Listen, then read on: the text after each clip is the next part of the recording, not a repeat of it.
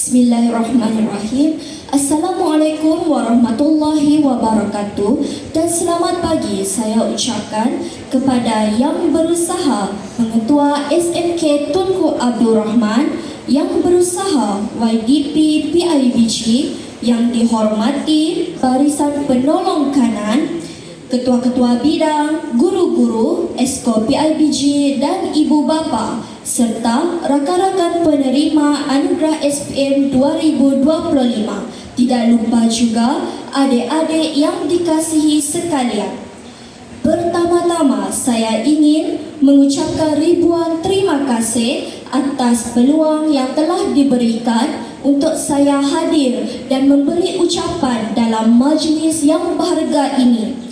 Kejayaan yang saya peroleh hari ini tentu saja bukan berasal daripada saya seorang, namun daripada doa-doa, restu dan harapan serta kepercayaan daripada insan-insan di sekeliling saya. Oleh itu, dengan rendah hati saya ingin mengucapkan jutaan terima kasih kepada guru-guru, keluarga, rakan-rakan atas bimbingan dan tunjuk ajar selama ini. Tips SPM untuk adik-adik yang menduduki SPM pada tahun ini dan seterusnya kebanyakan telah dikongsi oleh rakan-rakan saya.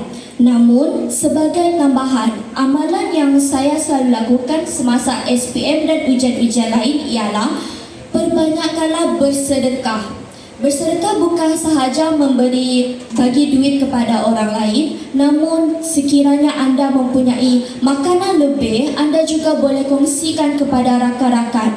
Atau yang paling mudah, berikanlah senyuman anda. Yang kedua, keberkatan dalam belajar, terutama daripada keberkatan ibu bapa, guru-guru, dan yang paling penting sekali daripada Allah Subhanahu Wa Taala. Sekiranya anda membuat guru anda, ibu bapa marah, segeralah minta maaf daripada mereka. Dan yang terakhir sekali, ilmu dan maksiat tidak akan pernah bersatu. Ingat, sebagai kata-kata terakhir, SPM memang bukan segala-galanya, namun SPM juga merupakan pintu untuk membuka segala peluang yang ada.